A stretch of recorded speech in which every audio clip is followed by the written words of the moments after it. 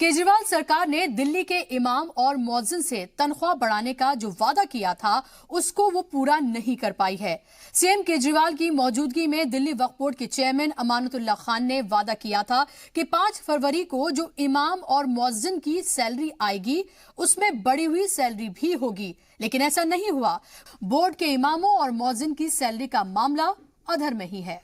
ऐलान हुआ था कई महीने पहले कि हम वक्फ बोर्ड के इमामों की सैलरी बढ़ा रहे हैं और उसके बाद फिर बाकायदा रेजोल्यूशन भी उसका पास हुआ है।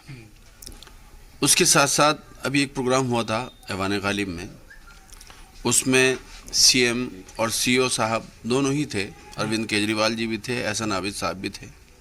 उसमें भी उन्होंने कहा था कि जो हमारे परमानेंट इमाम हैं उनकी सैलरी को हमने बढ़ा दिया है, यानी कि 10 से 18 और 9 से 16। और फिर वहाँ ऐलान ये हुआ था, बाकायदा चेयरमैन साहब ने और सीएम साहब ने कहा था कि ये जो सैलरी है, बल्कि चेयरमैन साहब ने कहा था कि जो बढ़ी हुई सैलरी है, तनख्वाह है, वो 5 फरवरी को आ जाएगी। और ये काम वहाँ अंदरूनी खाना ऑफिस में चलता रहा। ये सैलरी बढ़ कर के आनी थी 5 फरवरी को, जो मेरी मालूमात है, लेकिन चूंकि उस फाइल पर काम चल रहा था, 7 तारीख में वो बजाय 5 के 7 तारीख में वो सबों के अकाउंट में जो बढ़ी हुई तनख्वाह थी वो ना आकर के जो तनख्वाह पुरानी चल रही थी 10,000 और 9,000 रुपये वो आ गई है। इस पर बात करने के लिए हमारे साथ खास मेहमानों का पैनल मौजूद है। इनका तारुफ मैं आपसे कराना चाहूंगी। मेरे साथ असद खान फलाही साहब मौजूद हैं, इस्लामिक स्कॉलर, और इसके साथ ही प्रिया चौधरी मेरे साथ मौजूद हैं, लीडर हैं बीजेपी की। रंजीत कुमार साहब मेरे साथ मौजूद हैं, पॉलिटिकल एनालिस्ट। आप तमाम मेहमानों का बहुत बहुत इस्तकबाल है। असद साहब, मुझे बताइए कि आपको क्या लग रहा है, क्या वादा झूठा किया गया था या आपको लग रहा है कि किन्हीं टेक्निकल दावपेच में ये पूरा मामला फंस गया है? उम्मीद करता हूं कि जैसे 2 मिनट का टाइमर मिलता है आपके यहाँ, शायद 2 मिनट का वक्त मिले ताकि मैं पूरी बातों को कहें। देखिए, सबसे पहले आइम्मा हजरात की जो सैलरी है, या इसको सैलरी तो नहीं, मैं इसको एजाजिया कहा जाता है, हज़रत उमर रज़ियल्लाहु ताला अन्हु के ज़माने से इसकी शुरुआत हुई।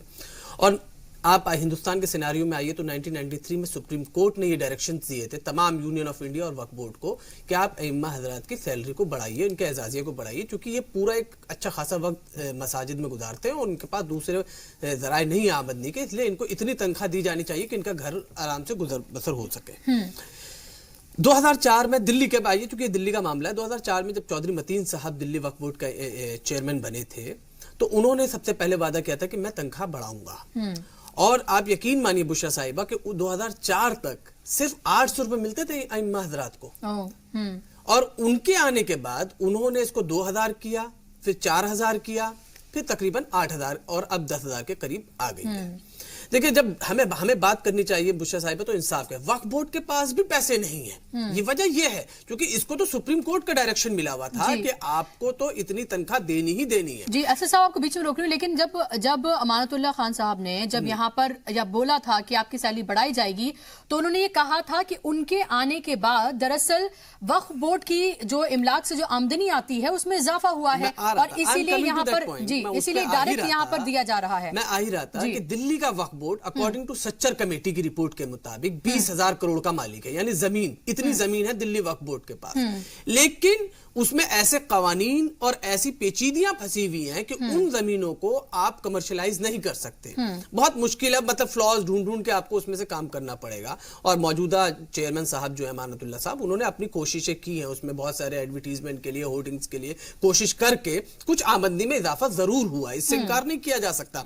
लेकिन चूंकि इतने बड़े अइम्मा यानी तकरीबन 300 से जायद हैं जो अइम्मा हजरात हैं, उनकी तनख्वाह देना 16,000, उनको कैलकुलेट कर, इनका अपना स्टाफ भी है, तो कहीं ना कहीं इसके अंदर वक्फ बोर्ड तो है ही जिम्मेदार, उसके पीछे जो उसको ग्रांट मिलनी चाहिए जितनी उसके अखराजात हैं उस हिसाब से उसको नहीं मिल रही है। तो इसमें अगर आप ये कहें कि सिर्फ वक्फ बोर्ड जिम्मेदार है और झूठे वादे किए गए तो मैं इस बात से सहमत नहीं। वक्फ बोर्ड के साथ साथ हुकूमत भी तो जिम्मेदार है ना, क्योंकि केजरीवाल वहां पर मौजूद थे। सिर्फ अमानतुल्लाह खान ने नहीं, अमानतुल्लाह खान भी सरकार के ही नुमाइंदे हैं और उसके साथ भी केजरीवाल ने भी बोला था नुमाइंदे, बिल्कुल सही बात है। लेकिन आपको समझना पड़ेगा दिल्ली एक यूटी है, यूनियन टेरिटरी है, ठीक है ना, इसके पास अपने पूरे अख्तियारात नहीं है जितने एक स्टेट के पास होते हैं। ये डिपेंडेंट है बहुत कुछ किस पर, सेंटर पर। अगर सेंटर इनके साथ अच्छा कोऑर्डिनेशन नहीं करेगा तो बहुत सारी फाइलें दबी चली रह जाएंगी। उनमें से एक फाइल ये भी दबी हुई है, ये समझ लीजिए आप, इसको कह सकते हैं। इसका अगर आप तज्जिया करें तो इसमें केंद्र सरकार भी, राज्य सरकार भी और वक्फ बोर्ड भी, इन तीनों लोगों की कहीं ना कहीं आप कहिए कि कमियां हैं। उनका आपस में कोऑर्डिनेशन ना हो पाना, उनको सही तरीके से यूटिलाइज नहीं कर पाना, ये वजह है कि आज अइम्मा हजरात की जो एजाजिया है या उनकी जो तनख्वाह है वो अभी भी प्रिया, क्या जानबूझकर हुकूमत की तरफ से इस फाइल को दबाया गया है? देखिए, हुकूमत अगर सीधा सीधा आरोप सेंट्रल गवर्नमेंट पर थोप दिया गया है तो पहले तो ये सवाल राज्य सरकार से ही आप पूछ लीजिए कि केजरीवाल ने किस आधार पर वादा किया था अगर उनके पास रिसोर्सेज नहीं थे तो। और दूसरा, जहां तक ये बात की जा रही है कि सेंट्रल गवर्नमेंट इसके लिए इन्हें फंड नहीं देगा, तो उसका भी आधार क्या है कि केंद्र सरकार जो है इनको फंड नहीं देगी। केजरीवाल के तमाम जिस वादों के साथ वो चुनाव जीते थे और भारी बहुमत के साथ सरकार में आ गए थे, वो तमाम वादों की तरह ये भी उनका एक चुनावी जुमला ही साबित हो गया है। अपीजमेंट की राजनीति इस हद तक पहुंच गई है कि जब वो सिर्फ एक सेगमेंट की बात करते हैं तो बाकी सेगमेंट भी ये पूछने लग जाते हैं कि हमारे लिए क्या योजनाएं बनाई हैं आपने। जैसे मान लीजिए कि चर्च के लिए उन्होंने क्या किया है, मंदिर के लिए उन्होंने क्या किया है। तो ये तो हुई अपीजमेंट राजनीति की बात। दूसरा, अगर रिसोर्सेज नहीं है तो सिर्फ चुनाव जीतने के लिए, अपीजमेंट करने के लिए आप वादे कर रहे हैं। जैसे वाईफाई का वादा किया गया था, जैसे प्रिया, मैं आपको बीच में रोकना चाहूंगी क्योंकि जो हमारे रिपोर्टर है वो हमारे साथ जुड़ गए हैं जिनकी पूरी खबर है और उनसे एक ज्यादा जानकारी इस पूरे मामले पर हम ले लेते हैं। मेरे साथ शुएब रजा जुड़ गए हैं, मेरे रिपोर्टर। शुएब, मुझे बताइए कि आखिर क्या वजूहात रही हैं, जो वादा किया गया था उसको पूरा क्यों नहीं किया गया? क्या किसी टेक्निकलिटीज में ये फंस गया है मामला? क्या वाकई में नियत कुछ और थी, किया कुछ और गया? देखिए बुशा, जब ये वादा किया गया उस दिन, जो ऐवान गालिब की बात करें जो दिल्ली में मौजूद है, तो पूरी दिल्ली से इमाम और मुअज्जिन को बुलाया था अमानतुल्लाह खान ने, जो चेयरमैन है दिल्ली वक्फ बोर्ड के, और केजरीवाल की मौजूदगी में उन्होंने इस तनख्वाह को बढ़ाने का वादा किया था। ये कहा गया था कि वक्फ बोर्ड की जितनी मस्जिदें हैं, आंकड़ों के मुताबिक वो अभी 195 यहाँ पर जो इमाम हैं और 59 यानी कि 59 यहाँ पर मुअज्जिन हैं जो वक्फ बोर्ड के तहत आते हैं। तो इनको 10,000 से बढ़ाकर, क्योंकि 18,000 इमामों की और 9,000 से 16,000 मुअज्जिन की तनख्वाह कर दी गई है। और ये 5 फरवरी को जब सैलरी आएगी तो ये उसके साथ जुड़कर आएगी, यानी कि बढ़ी हुई तनख्वाह 5 फरवरी को दी जाएगी। इसके अलावा बड़ा ऐलान ये भी किया गया था बुशरा वहाँ पर कि जो वक्फ बोर्ड से अलहदा जो मस्जिदें हैं, जो मोहल्लों में हैं, तमाम जगहों पर दिल्ली में है, तकरीबन 1000 से ज़्यादा उनकी तादाद हो सकती है, क्योंकि इस तरह कोई सर्वे या कोई गिनती उनकी अभी तक नहीं हो पाई है। उनके जो इमाम और मुअज्जिन हैं उनको भी 12,000 और 14,000 के हिसाब से सैलरी दी जाएगी। बड़ी बात यह है कि जो अभी नज़र आया कि 5 या 6 दिन पहले जो सैलरी आई उसमें पुरानी ही सैलरी वक्फ बोर्ड ने दी उनको, जो वक्फ बोर्ड के तहत आते हैं इमाम और मुअज्जिन। और इसके बारे में जब हमने पता किया कि 5 तारीख का तो वादा था कि सैलरी बढ़कर आनी थी, तो फिर कहाँ फंसा पेच? तो नजर ये आया कि वक्फ बोर्ड ने जो प्रपोजल था, क्योंकि बहुत दिनों से प्रपोजल चल रहा था, उस पर मुहर लगा दी। लेकिन दिल्ली की अगर आम आदमी पार्टी की सरकार की हम बात करें तो उसकी तरफ से तकरीबन 7.5 करोड़ से ज़्यादा जो बजट है हर साल वो वक्फ बोर्ड को दिया जाता है। इस बार 2 करोड़ रुपए और ज़्यादा दिए गए थे, इसीलिए कि 2 दूसरे इखराजात थे उनको पूरा कर लिया जाएगा। लेकिन जब सरकार कोई बजट देती है किसी भी विभाग को या किसी भी अपने अगर विभाग की बात करें उसको, तो उसका हिसाब किताब भी उसी तरह से देना पड़ता है सरकार को। तो जो पैसे दिए गए 2 करोड़ रुपए पिछले दिनों, उसमें यह शर्त भी थी कि इनका जो खर्च है वो कानूनी और नियम के हिसाब से किया जाए, और जो ऐसे सक्षम अधिकारी है उसके अप्रूवल के बाद ही आप इसको अपने खर्च में ला सकते हैं। उसमें किसी तरह की वेतन या सैलरी का जिक्र नहीं कर सकती कि अगर इमामों को सरकार की तरफ से पैसे इस तरह से दिए जाएंगे तो कल मंदिर के पुजारी के लिए भी डिमांड होगी, चर्च के पादरियों के लिए भी डिमांड होगी। तो सरकार का जो पैसा है वो यकीनन इस तरह से सीधे तौर पर खर्च नहीं किया जा सकता। वक्फ बोर्ड का अपना पैसा इस तरह की चीज़ों में, क्योंकि वक्फ बोर्ड मुसलमानों का है, उस पर खर्च किया जा सकता है। इसमें जो पेच फंसा, उसके बाद जो फाइल है, जो वक्फ बोर्ड के सीईओ है उन्होंने संबंधित जो इससे ताल्लुक रखने वाला रेवेन्यू डिपार्टमेंट है उसको भेज दी, और वहां कैलाश गहलोत जो मिनिस्टर है उन्होंने फाइल को अपने विभाग में रखा है। अब कैलाश गहलोत के सामने बड़ी चुनौती यह है कि अगर वो उस पर दस्तखत कर देते हैं अपनी तरफ से, और कल को कोई कोर्ट में पहुंच गया कि सरकार के पैसे इमामों की तनख्वाह के लिए खर्च किए जा रहे हैं, तो सरकार को जवाब देना मुश्किल हो जाएगा। और एक बड़ी बात इसमें यह है कि वो चाहते हैं कि कैबिनेट इस पर मुहर लगाए। अब कैबिनेट अगर इस पर मुहर लगाती है तब भी विवाद तनाज़े बढ़ जाएगा। इस सब के बीच जो लेकिन शुएब, अगर साधु संतों को पेंशन देने की बात की जा सकती है तो मौजिन को और इमामों को सैलरी बढ़ाकर देने की बात क्यों नहीं की जा सकती? अब ये तो सरकार को करना है बुशरा कि वो किस तरह से अपने जो कायदे कानून है या अपने जो एक लकीर खींचना चाहती है वो क्या करे, वो सरकार को देखना है।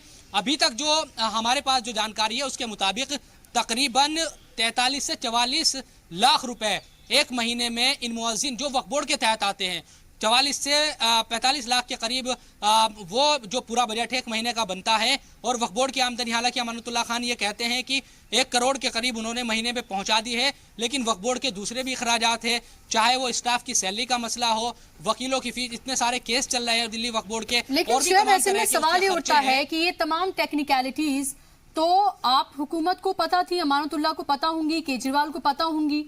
अब ऐसे में अगर ये तमाम चीजें पता थी तो इतना बड़ा वादा बिल्कुल छाती ठोक कर जो किया गया था वो फिर किस बिना पर किया गया था? उन्हें पता था कि ऐसे आने वाले वक्त में ये फाइल फंस सकती है, इस तरह की तकनीकी वजूहात की वजह से परेशानी आ सकती है या और भी दूसरी वजूहात हो सकती हैं।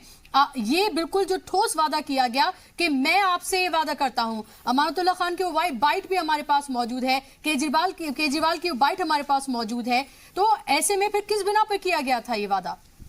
देखिए, इसका एक सियासी मायना है। आप तमाम लोग क्योंकि देख भी रहे थे, इसका मतलब निकाल रहे थे।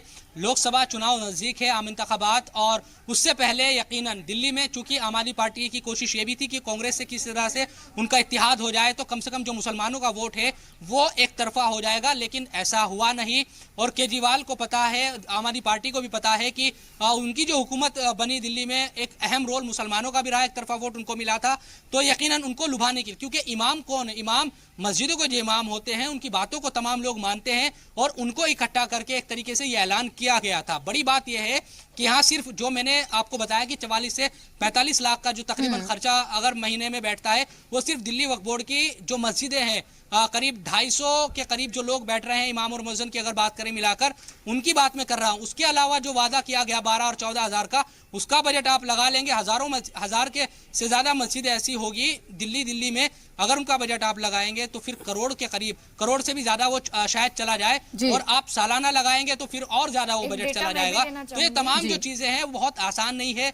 वादा जरूर किया गया, हो सकता है कि आने वाले दिनों में कम से कम वक्फ बोर्ड के जो इमाम और मुअज्जिन हैं उनको सैलरी बढ़ाकर दे भी दे, लेकिन वो कितने दिनों तक दी जाएगी? और जो दूसरी मस्जिदों के बोर्ड के अलावा जो मस्जिद है उनके इमाम और मुअज्जिन की सैलरी देना यकीनन मुझे नहीं लगता। शुएब, मुझे बताइए, आपसे मेरा सवाल ये है कि ये फाइलें जो हैं, अब आपको ये लग रहा है कि मरकजी हुकूमत के अब पाले में चली गई हैं, अब वहां से जब तक इसको आगे नहीं बढ़ाया जाएगा ये मामला इसी तरह से अटका रहेगा?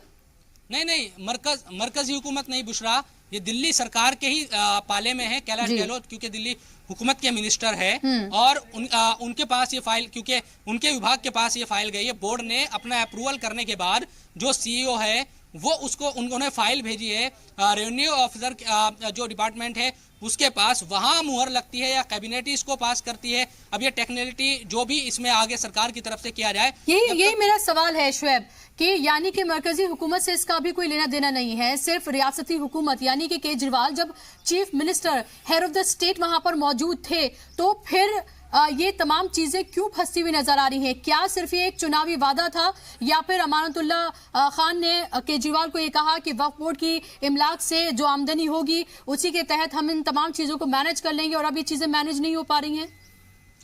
देखिए, जो सरकार का बजट होता है बुशरा, आप किसी भी डिपार्टमेंट को अगर बजट देते हैं, सरकार जो बजट देती है तो उसमें कुछ शर्तें भी होती है, कुछ नियम कानून होते हैं कि आप इस पैसे को किसी ऐसी जगह पर खर्च नहीं कर सकते और अप्रूवल लेना उसके लिए ज़रूरी होता है।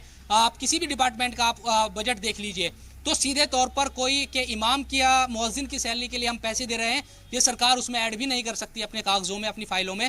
तो यकीनन ये एक टेक्निकल इसमें पॉइंट हो सकता है कि जो बोर्ड के दूसरे अखराजात है उसके लिए पूरा बजट ये आता है, क्योंकि मैंने खुद बताया कि आपको कि 7.5 करोड़ के करीब था, अब बढ़ाकर उसको 2 करोड़ रुपए और दिए गए केजरीवाल सरकार के जरिए दिल्ली वक्फ बोर्ड को। तो ये जो तमाम चीजें हुई है, जो पैसा आया है उसको सीधे तौर पर ये मिनिस्टर या बोर्ड के लोग तो कह देंगे कि ये सैलरी के लिए, लेकिन सरकार की तरफ से सीधे तौर पर ये नहीं कहा जा सकता कि आपको ये सैलरी के लिए हम इमामों की दे रहे हैं। कल के दिन दूसरे लोग भी आ सकते हैं, उनके भी जो मजहबी लोग हैं उनकी सैलरी को लेकर वो भी कह सकते हैं। आपको क्या लग रहा है कि अब इस मामले पर आपको लग रहा है कि आप हुकूमत फंस गई है, वादा करके फंस गई है? अभी जो मुझे लगता है बुशरा कि अभी आने वाले दिनों में, क्योंकि सरकार ने पूरी तरीके से एक बड़ा प्रोग्राम किया था, एक बड़ा जलसा था, तमाम मुसलमानों जो मुअज्जिन और इमाम थे दिल्ली के बड़ी तादाद में वहां पर आए थे, नेशनल मीडिया ने उसको कवर किया था, बड़ी बड़ी खबरें छपी थी, नेशनल चैनलों ने उसको चलाया था। तो सरकार पर दबाव है कि इसको पूरा करे। तो वक्फ बोर्ड के जो इमाम और मुअज्जिन हैं, हो सकता है कि उनकी सैलरी को लेकर कोई फैसला सरकार की तरफ से ले लिया जाए, लेकिन बाकी जो मस्जिदों का आखिरी सवाल मेरा आपसे ये कि क्या हुकूमत की तरफ से किसी तरह का कोई रद्द-ए-अमल सामने आया है, अमानतुल्लाह सामने आए हो, कोई उन्होंने बात की हो? क्योंकि जाहिर सी बात है कि मुअज्जिन और इमाम तो इंतजार कर रहे होंगे, वो बेहद खुश होंगे कि इस बार 5 फरवरी को जो उनकी सैलरी आए वो बढ़कर आए, और इतने दिनों के बाद ऐसा कुछ हो रहा है और उन्हें नाउम्मीदी हासिल हुई है। बिल्कुल, देखिए हमने कई इमामों से भी बात की, जाहिर सी बात है कि इमाम भी वक्फ बोर्ड के तहत ही है, वो सैलरी उनसे लेते हैं। तो उन्होंने हमें यही कहा कि सैलरी बढ़कर नहीं आई, 10,000 रुपये ही इमाम की सैलरी है और मुअज्जिन की सैलरी जो इस बार आई है, क्योंकि आज अगर बात करें 5 तारीख तो बीत गई है, 7 के करीब ये सैलरी आई थी, वो 10,000 ही और 9,000 के हिसाब से ही आई। बढ़ी हुई सैलरी कब आएगी या उनको नहीं पता। हालांकि हमने अमानतुल्लाह खान है दिल्ली वक्फ बोर्ड के चेयरमैन, उनसे बात करने की कोशिश की, फ़ोन भी किया, फ़ोन नहीं उठाया उन्होंने। अब क्या चीज़ें रही होगी, हमने कई अधिकारियों से बात करने की कोशिश की, लेकिन वो इस पर रद्द-ए-अमल देने को तैयार नहीं है। लेकिन हमारी जो सोर्सेज से बातचीत हुई या उनके आधार पर हम यही कह सकते हैं कि जो फाइल है वो रेवेन्यू ऑफिस अब पहुंची हुई है, वहां से मुहर के बाद ही ये रास्ता साफ हो सकता है। लेकिन इसमें इतनी अभी आसान राह नहीं है, क्योंकि कई सवाल अभी हमने पिछले दिनों देखा था, कुछ लोग जंतर मंतर इसके खिलाफ पहुंच गए थे कि दिल्ली सरकार का जो पैसा है वो कैसे इमामों की तनख्वाह में खर्च किया जा सकता है। ये तमाम तरह के सवाल उनकी तरफ से उठाए जा रहे थे। अब अगर सरकार ये फैसला लेगी तो यकीनन अगर कोई कोर्ट चला जाएगा ये तमाम चीजें,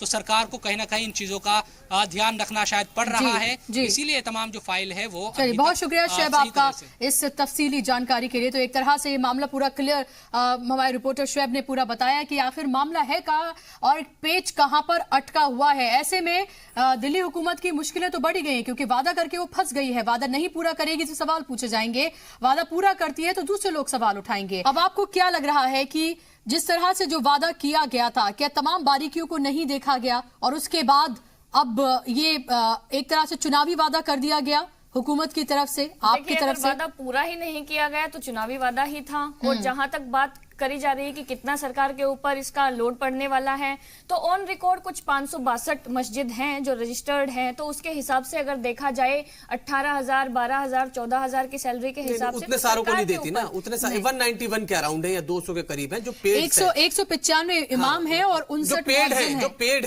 है। उसमें बहुत सारे ऐसे हैं जो ऑनरेरी भी हैं, जो के वक्फ बोर्ड से किसी तरह का कोई ताउन नहीं लेते, कोई एजाजिया या कोई। लेकिन उसमें ये बात है साहब की, अभी जिस तरह से शोएब भी बता रहे थे कि न सिर्फ जो वक्फ बोर्ड के अंदर आने वाले मुअज्जिन और इमाम हैं, बल्कि जो वक्फ बोर्ड के अंदर नहीं भी आते हैं उनसे भी वादा किया गया कि उनको बढ़ाकर सैलरी दी जाएगी। ये थोड़ा सा सरप्राइजिंग है कि पहले आप अपने घर को तो सही से कर ले, तभी तो आप बाहर वालों को जाएंगे। अभी तो जो मुंसलिक हैं जो इमाम हज़रात वक्फ बोर्ड से, जिनकी एजाजिया या जिनकी तनख्वाह वहां से आती है, अभी तो उनको ही नहीं मिल पा रहा। और आपको मैं बताऊं, ये इमाम हज़रात की बात नहीं है। अगर आप वक्फ बोर्ड के जो स्टाफ है ना, जो इंटरनल स्टाफ है, जो वहां पे क्लर्क हैं या और दूसरे अधिकारी हैं, जिनको उनकी भी तनख्वाहें रुक जाती हैं कई महीने तक। वक्फ बोर्ड का ये हाल है। अगर आप कभी वक्फ बोर्ड जाएं तो वहां के स्टाफ से आप पूछिएगा कि उनको कहते हैं हमारी भी कई महीने तक तनख्वाह नहीं आ पाई, क्योंकि इनके पास, देखिए असम में होता क्या है कि जब तक आपके पास कोई कंक्रीट प्लान नहीं है, स्कीम नहीं है अपनी इनकम को, अपने रेवेन्यू को जनरेट करने के लिए, कि आप इस तरह से रोज कुआं खोद रहे हैं, रोज पानी पी रहे हैं, कभी इधर से कर लिया, कभी किस प्रॉपर्टी को कहीं करके कर दिया, कभी किस कर, तो इस तरीके से तो मामला चलता है। जब तक आपके पास एक ठोस रेवेन्यू होना चाहिए कि आप इस तरीके से बिल्डिंग्स बना लें जो रेंट पे चली जाएं, या और इस तरह के जो आपके प्रॉपर्टीज हैं उनको प्रॉपर कमर्शियलाइज करें ताकि एक परमानेंट इनकम जनरेट हो सके। अभी वक्फ बोर्ड का मामला क्या है, चूंकि मैं बहुत मुंसलिक रहा हूं वक्फ बोर्ड से और अभी भी हूं, वहां मामला क्या है कि ये हर बार नई कोशिश करते हैं कि कहीं से इस बार 2-4 महीने के लिए तनख्वाह कैसे अरेंज करनी है, अच्छा चलो इस प्रॉपर्टी को जो है कोई मुस्बत कदम जो है वो नहीं उठाए जा रहे हैं कि परमानेंट कुछ ऐसा किया जाए ताकि हर महीने आपको पानी पीने और कुआं खोदने की नौबत ना आए, बिल्कुल एक सॉलिड इनकम आपकी आती रहे। और ये भी ख्याल रखना चाहिए कि आपके साथ कितने लोग जुड़े हुए हैं, कितने लोगों की जिंदगियां जुड़ी हुई हैं जो आपके साथ एक और चीज, एक और बेवाओं को भी पेंशन देती है, आपको पता है वक्फ बोर्ड बेवाओं की भी पेंशन दी जाती है दिल्ली वक्फ बोर्ड से, उनको भी पेंशन नहीं मिल पा रही है, वो भी 3-3 महीने 4-4 महीने, और उनकी भी नॉमिनल है, मतलब शायद मेरे ख्याल से 1000-1200 या 1500 के करीब होगी उनकी जो मिलता है पेंशन जो। लेकिन प्रिया सवाल ये उठता है कि रिलीजियस लोगों को हुकूमत की तरफ से पैसा क्यों दिया जाए, चाहे वो साधु संतों की बात हो, मैं यहाँ पे साधु संतों को पेंशन लेने की बात हो, आई डिसएग्री बुशरा साहिबा, चाहे वो आप कम से कम गलत बयान यहाँ वो करें, चाहे साधु संतों को पेंशन देने की बात हो या मौजिन या इमाम है उनकी सैलरी बढ़ाकर या उनको सैलरी देने की बात हो, रिलीजियस लोगों को हुकूमत की तरफ से क्यों दिया जाए? बिल्कुल नहीं दी जानी चाहिए, मैं भी मानता हूँ, लेकिन आपको इतना तो पता होना चाहिए कि आप जिसके लिए कह रही है ना वक्फ बोर्ड, इसके आमलीन मुसलमान, इसके अराकीन मुसलमान, मैं वक्फ बोर्ड की बात नहीं कर रही हूँ, वक्फ बोर्ड के पास इतना पैसा नहीं है या उसकी इमलाक से इतनी इनकम नहीं होती है कि वो जो वादा किया गया था उसको पूरा किया जाए। सरकार ने बजट बढ़ाकर दिया है, सालाना बजट में उसने बढ़ाया है, लेकिन उसे जवाब देना होना पड़ेगा। पेचीदियां हैं क्योंकि वक्फ बोर्ड के पास इतनी जमीनें होते हुए भी, यानी आप बताइए हिंदुस्तान का थर्ड लार्जेस्ट लैंड ओनर है, तो पहले असद साहब आपको अपनी चीजों को ठीक करना चाहिए ना, वादा बाद में करना चाहिए आपको। ये तो आप इस बात से तो मैं एग्री कर रहा हूं आपकी कि भाई आप किसी को भी वादा करने से पहले आप क्यों उनको मतलब कहिए ना मुंगेरी लाल के सपने दिखा रहे हैं, जो चीज पॉसिबल नहीं हो पा रही है, वो चीज तो मानता हूं, लेकिन आप अगर ये देखिए कि इतनी कानूनी पेचीदियां हैं वक्फ इमलाक के अंदर, अभी वक्फ एक्ट 2013 में भी पास हुआ, बल्कि इसके अंदर बहुत सारी चीजों को हल्का किया गया कि एक बार किसी भी एंक्रोचर को नोटिस, क्योंकि जरूरत से ज्यादा प्रॉपर्टीज एंक्रोच्ड हैं, एंक्रोचर्स बैठे हुए हैं, उनकी इनकम ही नहीं आ रही, और जिन इनकम जो तो आपको जिस सिमत में काम करना चाहिए आप उस सिमत में काम नहीं कर रहे हैं। वक्फ बोर्ड को जिस सिमत में काम करना चाहिए, जो उनकी प्रॉपर्टीज जब्त हुई हुई हैं या जिनसे इनकम जनरेट नहीं हो रही है, दिल्ली जैसे स्टेट में जहां पर आप देखिए कि सर्कल रेट कितना हाई है, उसके बावजूद भी कि जितना किराया आता है वो मतलब किराया कहने के नाम पर शर्मनाक है, वो बिल्कुल किराया आ रहा है वक्फ बोर्ड के पास। अभी आप जाइए वहां पर जो सदर बाजार में और आपके चांदनी चौक में जो दुकानें हैं उनका 50 रुपए किराया आ रहा है। आप अंदाजा लगाइए कि करोड़ों रुपए की दुकानें हैं, इनका मंथली इनकम कम से कम 10 लाख रुपए होनी चाहिए। रंजीत कुमार जी, सच्चा कमेटी की तरफ से कहा गया था वक्फ इमलाक को लेकर कि अगर उसकी इमलाक से जनरेट हुई इनकम ही अगर आ जाए तो बहुत सारी परेशानियां, मुसलमानों की ऐसी ही माशी परेशानियां जो है वो दूर हो जाएंगी। क्या आपको ये लग रहा है कि एक इसको लेकर भी एक तरह की एक सियासत की जा रही है, एक चुनावी वादा कर दिया गया है, एक शगुफा छोड़ दिया गया है, और उसके बाद ये जो मुस्लिम वोट है उसको कंसोलिडेट करने के लिए आपकी तरफ से दाव खेला गया और अब वो पूरा नहीं कर पा रहे हैं उसको? बिल्कुल बुशरा जी, आप बिल्कुल 100% सही कह रही हैं इस बात को। देखिए ये जो अभी शोएब भाई ने बताया, आपके रिपोर्टर जी ने, कि ऐवान गालिब में ये जो प्रोग्राम हुआ था, इसमें जहां इन्होंने ये जिस वक्त कहा गया कि हम बढ़ा के देंगे सैलरी, वहां पे ही दूसरे फेज में उन्होंने ये भी कहा था कि आप सारे लोग हमें वोट कीजिए। केजरीवाल जी ने खुद कहा था, और हम बीजेपी को नहीं सपोर्ट यानी लालच देकर आप वोट ले रहे हैं, मतलब हाँ, और ले रहे हैं। दूसरा ये मैडम कि आप ये समझिए कि इस लोकसभा में जो 7 चुनाव हैं इसमें ट्रायंगल सीरीज बन रही है, एक बीजेपी है, एक आम आदमी पार्टी है, एक कांग्रेस है। कांग्रेस में एक जान फूकी गई है शीला दीक्षित जी के रूप में, जो आपने देखा ये 15 साल तक उन्होंने किस तरह से पूरे दिल्ली को लेके साथ चली और तमाम मुद्दों पे उन्होंने काम किया। तो अब वो फिर से अध्यक्ष बनी है, उनके साथ 3-4 और प्रेसिडेंट बने हैं, एक्टिव प्रेसिडेंट। तो आप समझ सकते हैं कि कांग्रेस पूरी बुनियादी तौर पे मजबूत हो रही है। एक दूसरा ये कि जो इस तरह के बयानात हैं आम आदमी पार्टी के लिए नुकसान करेगा, वो ये सोच रही है, वो मानती है, और ये अमूमन ये परसेप्शन माना जाता है कि मुस्लिम वोटर एक मुश्त शिफ्ट होता है। तो अगर एक मुश्त शिफ्ट होता है, ये परसेप्शन है, और उस परसेप्शन के हिसाब से उन्होंने ये शगुफा छोड़ा है, तो मुझे तो ये लगता है कि उनको बड़ा धक्का लगेगा। जो ये आम चुनाव आ रहे हैं 2019 में, उनको 7 लोकसभा सीट में इस पे बहुत धक्का लगेगा। और आपके शोएब साहब ने भी बताया कि टेक्निकलिटीज पूरी फंसी हुई, हाँ पूरी फंसी हुई है। कैलाश गहलोत जी के पास फाइल है। जब एक रिपोर्टर इस चीज को पूरी तरीके से परत दर परत चीजों को क्लियर कर रहा है, यानी हम आम जनता तक को ये बात पता लग रही है एक रिपोर्टर के जरिए, तो आप समझ सकते हैं कि आम लोगों तक ये बात भी पूरी तरह कम्युनिकेट हो रही है इस चैनल के माध्यम से। सवाल यही है रंजीत जी कि टेक्निकलिटीज तो जाहिर सी बात है, वहां पर खुद केजरीवाल मौजूद थे। ऐसा नहीं था कि सरकार का कोई नुमाइंदा था जिसने बस ऐसी ही बयानबाजी कर दी। बाकायदा तौर पर एक प्रोग्राम किया गया, एक आलिशान प्रोग्राम किया गया, जहां तमाम आइम्मा हज़रात को वहां पर बुलाया गया। बाकायदा तौर पर उन्हें बताया गया कि उनके लिए क्या किया जा रहा है। खुद केजरीवाल वहां पर मौजूद थे, तो केजरीवाल को ये टेक्निकलिटीज तो पता होंगी ना कि मामला जाकर कहां अटक सकता है।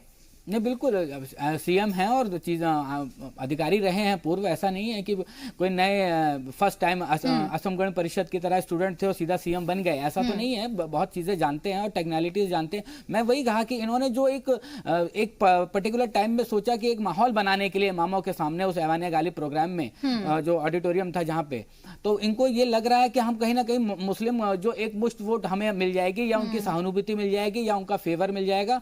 मुझे ये लगता है कि जिस तरीके से ये सिनेरियो बन रहा है अभी, तो देखिए टेक्निकलिटीज या हम आप या कोई एक एक्सपर्ट समझ सकता है, लेकिन आम जनता को जो आपने बोला सीधा सीधा उस चीज को वो समझती है। अगर आपने वो काम किया तो ठीक है, नहीं किया तो फिर उसका रिजल्ट आपको वोट के रूप में दिखेगा। सीधी सी बात है। जी प्रिया जी, देखिए 2006 में सच्चर कमेटी की रिपोर्ट आई थी जिसमें मुस्लिम समुदाय के लिए कुछ चीजें बनाई गई थी, लेकिन 2006 से लेके और 2014 तक आप देखिए किसकी सरकार थी और उसमें क्या किया गया। कोई भी उसकी अनुशंसा लागू नहीं करी गई, कोई भी स्टेप नहीं लिए गए। जैसे ही बीजेपी सरकार आती है, यूपीए 2 के जो बजट था मुस्लिम समुदाय के, अल्पसंख्यक समुदाय के लिए, उसको 20% बढ़ाकर 3600 करोड़ कर देती है। एक तरफ अरविंद केजरीवाल से एमसीडी जो सरकारी कर्मचारी होते हैं उनकी सैलरी तो टाइम से दी नहीं जाती है। अपीजमेंट के लिए वो एक और घोषणा कर देते हैं जिसपे वो पूरा नहीं उतर सकते हैं, जिसमें सोसाइटी में एक इनबैलेंस क्रिएट करने की कोशिश की जाती है। जैसा कि अभी बताया भी गया कि बाकी धर्म के लोग भी ये कहेंगे कि हमारे लिए भी कुछ किया जाए। लेकिन प्रिया वहीं जब योगी हुकूमत की तरफ से साधु संतों को पेंशन दी जाती है, तो वो भी तो हुकूमत के पैसे से ही दी जा रही है ना। वो भी मैं एक स्पष्ट करना चाहूंगी एक बिंदु। देखिए मंदिर, मस्जिद, गुरुद्वारा, चर्च, इनकी एक अपनी इनकम के सोर्सेज होते हैं, लेकिन जो साधु संत होते हैं वो घर से निकले हुए लोग होते हैं, और उनको अगर कुछ पेंशन दी जा रही है, वो भी इतने हजारों में नहीं, कुछ पेंशन जो बुढ़ापे वाली पेंशन होती है उस तरह की पेंशन दी जाती है, तो उसमें मुझे नहीं, लेकिन पेंशन तो किसी बिना पर दी जाती है ना। पेंशन किसी बिना पर दी जाती है। आप तो सरकार के किसी इदारे के अंदर आते हैं या फिर उस इदारे से कोई इनकम जनरेट होती है तो आपको दी जाती है। तो अगर जो लोग यहाँ सवाल उठाएंगे वो लोग वहां पे भी तो सवाल उठा सकते हैं। बिल्कुल सवाल उठाया जा सकता है। जैसे कि ये नहीं पूछा अरविंद केजरीवाल से किसी ने कि आप ट्रिपल तलाक पे तो मुंह नहीं खोलते हैं, उस कानून के लिए समर्थन में तो कुछ नहीं बोलते हैं। हर बात पे प्रिया घूम फिर के ट्रिपल तलाक ही थोड़ी है। मुसलमानों के सिर्फ मुसलमानों का सिर्फ एक ही मौजू नहीं है।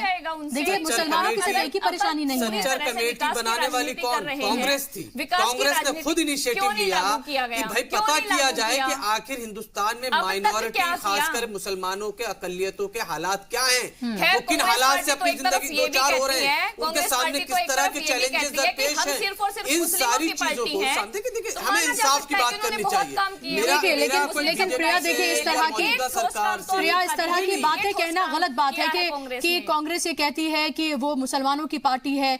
ये एक डेमोक्रेटिक कंट्री है, यहाँ पर कोई हिंदू की पार्टी मुसलमान की पार्टी होती है, तो ये सिर्फ ये एक मुल्क के लिए एक बड़ी नेशनल पार्टी है। और इस तरह के अगर वादे किए जाते हैं, मुसलमानों की पार्टी वाकई में वो होती तो उनके दौरे इख्तिदार में तो सबसे अच्छी हालत होनी चाहिए थी फिर मुसलमानों की। यही सवाल तो मैं पूछ रही हूँ। एक तरफ ये दावा करते हैं, दूसरी तरफ क्या ठोस कदम उठाए गए हैं उसका जवाब दे कांग्रेस पार्टी आके बाहर में। अच्छा चलिए बता दीजिए कि बीजेपी को हिंदुओं की पार्टी कहा जाता है, बीजेपी को हिंदुओं की पार्टी कहा जाता है, तो आप मुझे बताएं कि फिर उज्ज्वला देंगे तो वो हिंदू होगा मुस्लिम होगा, बस देंगे तो वो हिंदू होगा मुस्लिम होगा, बिजली देंगे हिंदू होगा मुस्लिम होगा, ये पूछ के किया ही नहीं जा रहा है। इसके अलावा एक और आंकड़ा देना चाहूंगी आपको, 2014 और 16 में 2014 सरकार की कोई ऐसी 30 करोड़ रुपए में सरकार की ऐसी कोई स्कीम आप थोड़ी ये कह सकती है सड़क बनाई है तो इसमें सिर्फ हिंदू चलेंगे, अलग से कार्यक्रम बस चल रही है तो इसके अंदर सिर्फ हिंदू चढ़ सकते हैं करने के लिए। इस तरह की बातें नहीं कही जा सकती। ये तो इलॉजिकल बड़ी बेशर्म बात है कि हमने उज्ज्वला योजना चलाई। सब कुछ शामिल है, इस देश का हर नागरिक शामिल है। देखिए जब होता है, जब ये आपकी बात काबिले 27 तब होती कि तब आपने माइनॉरिटी के लिए स्पेसिफिकली कोई खास मुहिम चलाई होती, कोई योजना चलाई होती। बता तो रही हूँ क्योंकि बढ़ा दिया गया है। जो कमजोर तबका होता है, जो कमजोर तबका होता है, और ये article 44 government will take special initiative to uplift the weaker section of the society. उसके अंदर irrespective of caste, creed, gender और रिलीजन के ऊपर है। तो जो लोग भी आपको समाज में लगता है कि ये कमजोर तबका है, ये पिछड़ा वर्ग है, इसके लिए आपने कोई अलग से योजनाएं चलाई? चाहे उसमें मुसलमान हो, चाहे उसमें ईसाई हो, चाहे उसमें दलित हो या कुछ भी हो, कुछ नहीं किया। जो एज इट इज चला आ रहा था वही किया है। यही वजह रही कि पिछले 4.5 साल के अंदर हमने कोई भी सिग्निफिकेंट अचीवमेंट नहीं देखा कि सरकार जाके ये कह सके जनता के बीच में कि हाँ हमने ये हासिल करके दिया आपको। ठीक है, चलिए 15 साल में से 10 साल हमारे निकाल दीजिए आप, बचते हैं 5 साल। 5 साल में जो तमाम स्कीमें हैं, मेरे पास पूरा पेपर वर्क है, मैं आपको पढ़ के सुना सकती हूँ, वेबसाइट पे देख सकते हैं। आपने चलाई स्किल योजना, आपने स्किल इंडिया चलाई। स्किल इंडिया में हमने पूछा कि हिंदू है मुस्लिम है। चलिए आप बताइए दिल्ली क्षेत्र के अंदर कितने सेंटर चल रहे हैं आपको पता है? सारे के सारे बंद पड़े, सिर्फ 2 चल रहे हैं। आइए उत्तर प्रदेश में आप जाके देखिए। मैं डेटा दे रहा हूँ, मैं बिना आप चलिए, कौन सा ऑथेंटिक आप जानिए, चलिए मेरे साथ जानिए, चलिए आप चलिए, कोई सर्वे बताइए, कोई वेबसाइट का नाम बताइए, मैं आपको बताती हूँ ना। सारे सेंटर नई रोशनी, नई उड़ान, नया सवेरा, नई मंजिल, हमारी धरोहर, उस्ताद, Maulana Azad national fellowship, research evaluation scheme, कौमी वक्फ स्कीम, ये सारी स्कीमें एक विशेष समुदाय के लिए की गई है। आपने मुझसे पूछा तो मैंने आपको जवाब दिया। चलिए वही बात है ना कि बहुत अच्छे नाम समुदाय के लिए पूछी थी, वो सारी मैंने आपको बोल दी हैं। नहीं, बहुत अच्छे नाम। देखिए ये भी सच्चाई है कि किस तरह से बजट कम किया गया है। ये भी सच्चाई है कि जो फेलोशिप्स दी जाती हैं वो किस तरह से वापस आ जाती हैं, वो किस तरह से लोगों तक पूरी तरह से पहुंच भी नहीं पाती, और उनका जो बजट है उसको कम कर दिया गया है। तो ये भी एक हकीकत है, इसको भी देखने की जरूरत है। रंजीत जी आप कुछ कह रहे थे? जी मैं ये कह रहा था, प्रिया जी कह रही थी, मैं कह रहा हूँ गवर्नमेंट ने सेंट्रल गवर्नमेंट ने किया था कि हुनर करके माइनॉरिटी के लिए, उसमें फंड कितना उन्होंने दिया और कितने लोग उससे हुनरमंद लोग उन्होंने अपना बिजनेस शुरू किया। सिर्फ वो एड में 650 करोड़ रुपए का बजट दिया है। हाँ, जो बजट दिया 24 राज्यों में महिलाओं के लिए, सिर्फ महिलाओं के लिए 30 करोड़ रुपए से उनको प्रशिक्षित किया है। वो बजट दिया और वो उन्होंने क्या आपने वो जो बजट एलोकेट हो गया, चलिए मैं मान लेता हूँ आपकी दलील बहुत सही होगी, लेकिन वो क्या जमीनी तौर पर व्यक्ति विशेष को मिला है? इसकी आपके पास है तथ्य? आपके पास ये तथ्य है कि जमीनी तौर पर नहीं पहुंचा है? मेरे को बिल्कुल तथ्य मालूम है, क्योंकि मैं तो देख रहा हूं कि मैं समाज में जब जाता हूं, मुस्लिम कम्युनिटीज में, माइनॉरिटीज कम्युनिटी में सब परेशान है। आज भी उनके जो हुनर हैं, उनके जितने वही स्किल इंडिया जो मैंने बोला, हुनर के नाम पर हुनर हाट आधे से ज्यादा सेंटर बंद पड़े। बुशरा साहिबा, मैं कोर्ट के साथ आपको ऐसा नहीं कि मैं नेशनल टेलीविजन पे बैठकर यहाँ पे मिसकोट करूं या इनकी सरकार की आलोचना या क्रिटिसाइज करना मुझे, मैं तो आपको रियलिटी बताऊंगा। देश की जनता जो आपकी नाजरीन है जो जानेगी, वो आप भी जाके पता कर लीजिएगा कि स्किल इंडिया के कितने सेंटर हिंदुस्तान में इस वक्त चल रहे हैं और कितने बंद पड़े। तो यानी कि ये एक योजना चलाई गई जो फेल हो गई। ये बात मानिए, करोड़ लोगों ने इसका फायदा अरे हवा में करोड़ लोग अकोमोडेट भी नहीं हो पाए। नहीं बता सकती हूँ, करोड़ लोग तो अकोमोडेट भी नहीं हो पाए सेंटर्स में। 14 करोड़ मुद्रा लोन में लोगों ने लिया है। चलिए मुझे बताइए असद साहब, मुझे बताइए कि जो आप हुकूमत की तरफ से जो ये वादा किया गया, क्या आपको लग रहा है कि एक उसकी नर्वसनेस भी है? जिस तरह से शीला दीक्षित को चेहरा बनाया गया कांग्रेस की तरफ से, कांग्रेस फिलहाल अग्रेसिव है। कांग्रेस ने के राहुल गांधी सदर बने हैं, उसके बाद प्रियंका गांधी को अगर हम देखें जनरल सेक्रेटरी बनाया गया है। हालांकि वो यूपी तक महदूद है, लेकिन उसका असर होता है। एक पार्टी अगर ओवरऑल हम देखते हैं, लोग में एक यकीन जो है वो लोगों में बढ़ता है। क्या आपको लग रहा है कि मुस्लिम वोट बैंक को अपनी तरफ राग़िब करने के लिए कंप्लीटली ये एक तरह की एक बात जो है वो छेड़ी गई है बिना बारीकियों को देखे हुए कि आखिर किस तरह से ये मामला आगे बढ़ेगा? और इसमें वक्त भी ऐसा नहीं लिया गया कि 6 महीने के बाद, 2 महीने के, 4 महीने के बाद, बल्कि बिल्कुल ऐसा वक्त तय किया गया है एन लोकसभा इंतखाबात से पहले। नहीं, अइम्मा हज़रात की तनख्वाह का मैं नहीं मानता कि इसका कुछ उससे ताल्लुक होगा, इलेक्शन से या जनरल इलेक्शन से और इन सब चीजों से। नहीं, अगर ऐसा नहीं था, अगर ऐसा नहीं था तो आप ही बताएं कि उससे पहले क्यों नहीं किया गया? अभी तो आपकी हुकूमत नहीं बनी है ना। आप अगर if you go by the history ना वक्फ बोर्ड की, तो ये चीजें सुनते आई जा रही थी। ये आप कह सकते हैं कि ये जो फंक्शन किया गया, नहीं तो इससे पहले हमेशा वक्फ बोर्ड में जाएंगे तो आपको वहां सुनने में आएगा कि भाई आप तनख्वाह बढ़ने वाली है अइम्मा हज़रात की, और ये बात होती है बिल्कुल। लेकिन इसको अगर आप इस तनाजुर में देखें कि जनरल इलेक्शन आ रहे हैं दिल्ली के और पूरे हिंदुस्तान के, और लोकसभा इलेक्शन को, और इस प्रोग्राम को अगर आप आमने सामने रखेंगे तो मुझे नहीं लगता कि कोई कह सकता है कि इसका इस ताल्लुक हो, लेकिन उससे कोई ताल्लुक नहीं है। मैं वाज़ेह करूं। अभी पूरी बात सुनिए। अभी शीला दीक्षित साहिबा को बनाया गया। देखिए, शीला दीक्षित साहिबा के बनाने का उसकी वजह यह थी कि एक एस्टेब्लिश्ड फेस था। हिंदुस्तान के लोग और दिल्ली के लोग खास करके उनसे बहुत ही मानूस थे कि उन्होंने दिल्ली का जो नक्शा बदला है। वही तो मैं कह रही हूँ ना कि अभी क्या ऐसा लगा है कि एक चैलेंज फील हो रहा है। अलायंस भी करने की कोशिश की गई कांग्रेस के साथ, लेकिन वो भी नहीं हो पाया। देखिए, अगर आप देखिए कि शीला दीक्षित साहिबा को इसलिए दिया गया क्योंकि यहाँ का वोटर उनसे मानूस है, उनसे मोहब्बत करता है, क्योंकि उन्होंने दिल्ली वालों के लिए बहुत कुछ करके गई हैं। ऐसा नहीं है, उनके काम की वजह से उनको चेहरा बनाया गया है दिल्ली का। और ये आप मान के चलिए कि उनके चेहरे बनने से केजरीवाल उन्हीं को हटा के सत्ता में आए थे, और उन्हीं के नाम से जो उनके पास सैकड़ों पेजों की एक रिपोर्ट थी जो आज तक जनता के सामने नहीं आई है, उसको पीटीसी को टेकल करने के लिए उनको लेके आए हैं। ओवरलैपिंग में नाज़रीन को नहीं मजा आएगा। उनसे उस शीला दीक्षित साहिबा से इतना फायदा होगा कि दिल्ली में कुछ सीटें बढ़ जाएंगी कांग्रेस की, कुछ सीटें तो बढ़ जाएंगी, इससे आप नहीं इनकार कर सकते। आप देखिए, आपने प्रियंका जी का नाम लिया। अभी प्रियंका जी ने कल रोड शो करा लखनऊ के अंदर और पूरे हिंदुस्तान में उसका चर्चा हुआ। लेकिन आज के न्यूज़पेपर उठा के देखिए, उत्तर प्रदेश के फ्रंट पेज पे क्या आया है पता है आपको? देखा आपने जी? हिंदुस्तान के यूपी के जितने भी हैं, NBT, Navbharat times, Hindustan times, और जितने भी लीडिंग न्यूज़पेपर हैं, उन सब ने मालूम है उसमें मोदी जी और योगी जी का एडवर्टीजमेंट है फुल पेज का, और उसमें क्या लिखा है कि देश का नंबर 1 उत्तर प्रदेश। यानी पूरी की पूरी खबर को गायब करने के लिए इतना बड़ा सरकार ने एडवर्टीजमेंट दे दिया। ये किस बात का संदेश है कि सरकार कितना डरी हुई है कि लोग पूरे दिन न्यूज़पेपर आप न्यूज़पेपर देखिए, उनके अलावा कुछ चल ही नहीं रहा था। इतनी सुंदर है, इतनी कोमल है, जो आपको जो चीज इसके सिवा कोई बात ही सुनने में नहीं नहीं। और मुझे लगता है कि अगर इस तरह की खबरें कोई चलाता है कितनी कोमल, सुंदर और ये सब है, सिर्फ औरत के वजूद का यही हिस्सा नहीं है। वो एक लीडर है और एक लीडर के तौर पर वो वहां पर है। और औरत का मतलब सिर्फ कोमल होना, खूबसूरत होना, क्या कपड़े पहनती है, कैसे चलती हैं, कैसे बनती है, ठनती हैं, इसके अलावा भी औरत का वजूद है, और इसके अलावा ही वो औरत का वजूद है। और अगर कोई इस तरह की बातें करता है तो वो शर्मनाक है। आज के अंदर वो शर्मनाक है। औरत का बहुत बड़ा रोल होता है। वो शर्मनाक है अगर कोई इस तरह की बातें करता है। को बनाने में, एक औलाद की नशोनुमा, उसकी तरबियत करने में। और देखिए, यही होता है कि जैसे जैसे उसका दायरा बढ़ता जाता है चीजें, भाई एक औरत की जिम्मेदारी होती है कि पहले अपने बच्चों की जिम्मेदारी उठाए, फिर अगर उससे आगे बढ़ती है तो अपने क्लास में टीचर बन जाती है, फिर अपने मोहल्ले में। यहाँ पर हम सिर्फ एक लीडर की बात करें। एक लीडर होता है, वो औरत मर्द में बांटा नहीं जा सकता। एक लीडर सिर्फ एक लीडर है। टीवी पे बैठ के कह रहे हैं कि बच्चों की जिम्मेदारी पहली जिम्मेदारी होती है, क्यों उसकी करियर की जिम्मेदारी नहीं होती जो शादी से पहले शुरू होती है। ये हमारी डिबेट बिल्कुल डाइवर्ट हो रही है। डिबेट डाइवर्ट हो रही है, किसी और दिन इसको डिबेट रखेंगे। प्रिया जी, आपको बुलाया जाएगा और आपको कितनी डरी हुई है सरकार कि हिंदुस्तान के यूपी के सारे न्यूज़पेपर्स ने जो है लेकिन असद साहब ये भी देखा जाना चाहिए कि सारा दिन कल प्रियंका गांधी तमाम टीवी चैनल्स पे खबर में वो रही थी। तो आप मीडिया को उस तरह से कटघरे में ना खड़ा करें, क्योंकि आप कैसे आंखें बंद कर लेंगी? मैं 5 अभी न्यूज़पेपर दिखाऊं आपको। अभी मैंने आज जो 5 न्यूज़पेपर उठाए, चलिए बहस का फ्रंट पेज पे जो है प्रियंका जी का नाम, बहस का ये मौजू नहीं है।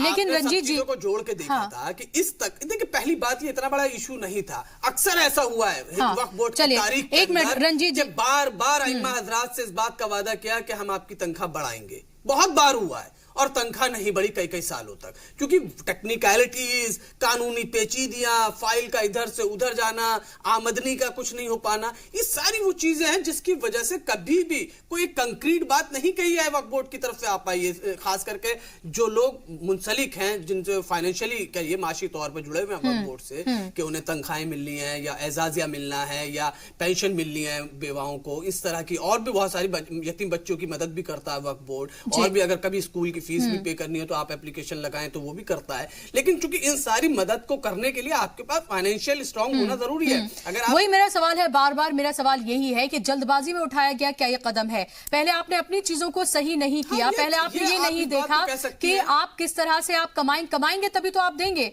आपने ये एक तरह से एक रोजी पिक्चर दिखाने की कोशिश की कि अमानतुल्लाह खान के वक्फ बोर्ड का चेयरमैन बनने के बाद वक्फ बोर्ड की बिल्कुल कायाकल्प हो गई है, एकदम उनकी तस्वीर बदल गई है, उसने बहुत रेवेन्यू जनरेट कर लिया है और इसीलिए आइए हम वादा करते हैं, आइए हम वादा करते हैं। नहीं, ह्यूमन टेंडेंसी आप घर में बैठे हुए बात नहीं कर रहे हैं, सरकार बदलती है, नहीं आप घर में वादा नहीं कर रहे हैं, नहीं तो आप इस तरह से झूठे वादे नहीं करेंगे ना, झूठे वादे नहीं करेंगे तो फिर आप भी झूठे हुए, फिर आप भी झूठे हुए, फिर आप नहीं, ह्यूमन टेंडेंसी नहीं, आप किसी के जज्बात की बात करें, मैनेजमेंट की बात करें, ह्यूमन टेंडेंसी आप अपने घर पर जाकर करिएगा।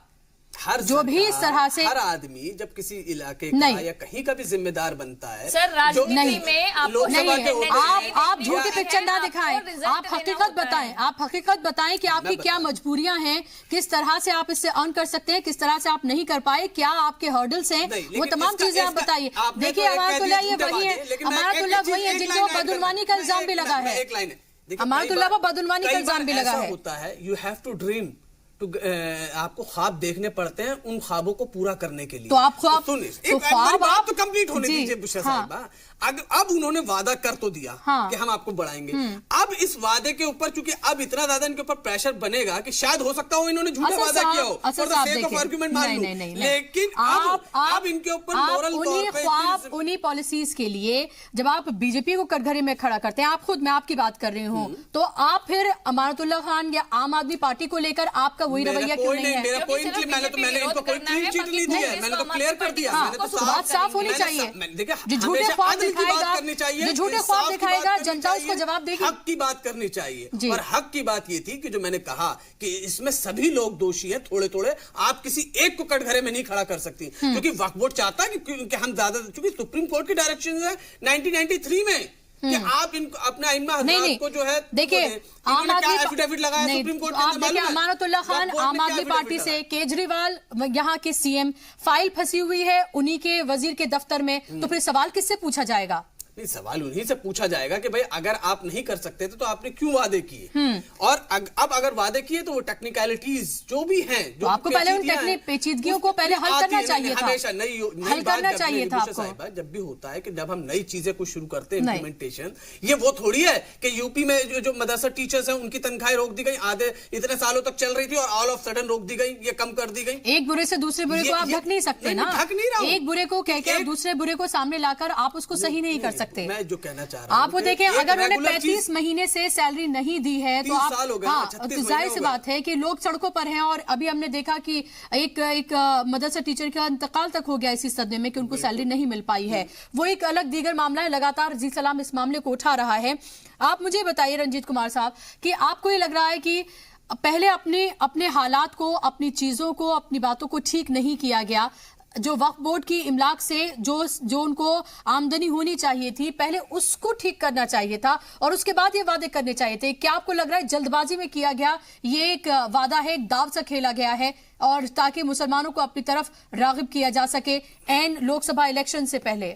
जी बिल्कुल बुशरा जी, जो आपने लास्ट में कहा कि एन मौके पे और माहौल बना के, आप देखिए ऐवान गालिब जैसा ऑडिटोरियम, वहाँ पे सारे इमाम का इकट्ठा होना, उसके बाद इस तरह के बयान देना, उसके बाद फिर केजरीवाल जी का ये कहना कि आप हमें वोट दिलाइए, आप हमें वोट दीजिए, हम लोकसभा में आपके जितने भी जो आपके प्रोमिसेस होंगे, जो हम आपको ज़रूरत होगी या जो चीज़ें होंगी वो सारी चीज़ मुहैया कराएंगे। उसके साथ साथ जो उससे पहले अमानतुल्लाह खान साहब ने कहा ही कि सैलरी वाली बात, तो कहीं ना कहीं रिझाने की बात तो थी ही उसमें, इसमें कोई वो ऐसी कोई बात ही नहीं है। इसमें उन्होंने ये अपीजमेंट मैं नहीं कहूंगा, इसको मैं कहूंगा कि लोग एक उम्मीद रखते हैं नेताओं से, और खासतौर पर सीएम हैं, वो सपना देखते हैं। सपना देखने के लिए नहीं सीएम पैदा होते हैं, सीएम इसलिए होते हैं कि वो नीति नियत और उसको इम्प्लीमेंटेशन करें, सपना देखने के लिए नहीं। सपना तो आम जनता देखती है कि कोई आएगा तो उनकी तस्वीर तकदीर बदलेगी। बिल्कुल, अगर सीएम भी सपना देखेंगे तो फिर मामला गड़बड़ हो जाएगा। हाँ बिल्कुल, तो ये चीजें जनता पे छोड़ दी जाएं तो ज्यादा बेहतर है कि वो ख्वाब देखे,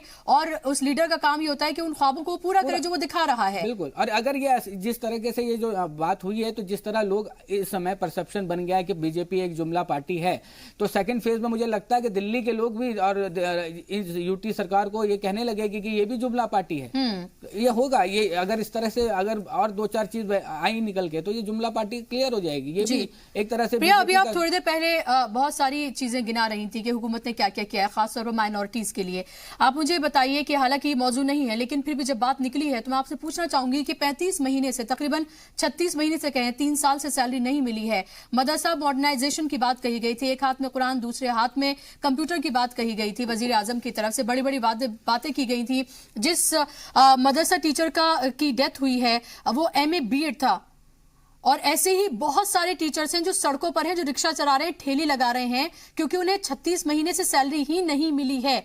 आप ये बताइए कि ये किस तरह का इंसाफ है? देखिए, जब यहाँ पर बात की जा रही है कि ये सैलरी कब से दी जाएगी तो टेक्निकल पहलुओं की बात आ जाती है। अब वहां पर बात की जा रही है कि सैलरी क्यों नहीं दी जा रही, तो वहां पे किसी टेक्निकल पहलू की बात नहीं की जा रही है। और जहां तक ये बात सालों से चलती आ रही थी तनख्वाह अचानक रोक दी गई, मेरे नाम से अचानक रोक दी गई। जो आप कह रही है ना टेक्निकलिटीज की बात, तो मैं कह रहा हूँ वहां तो सालों से आ रही थी। चलिए प्रिया को बात रखने दीजिए, प्रिया बात रखिए। और ये बड़ा ही दुर्भाग्यपूर्ण है कि एक ही सेगमेंट के अंदर जब हम अलग अलग अपीजमेंट की राजनीति को देखते हैं, कि मैं फिर वही बात कहूंगी कि ट्रिपल तलाक के ऊपर भाई साहब बैठे हैं यहाँ पर, ये भी एक शब्द नहीं बोलेंगे और एंटी ही बोलेंगे उसके लिए। केजरीवाल ने उसके लिए कुछ नहीं बोला, बल्कि उसका बहिष्कार ही किया। नहीं प्रिया, घुमा फिरा के आप नहीं प्रिया, देखिए घुमा फिरा कर सिर्फ ट्रिपल तलाक, इसके अलावा भी और बहुत से मौजूद हैं। इसके अलावा भी बहुत, हाथ में कंप्यूटर की जो बात की गई है उसके लिए वक्फ बोर्ड भी तो सामने आए, वो अपना समर्थन दे, वो भी तो दिखाए कि हाँ हम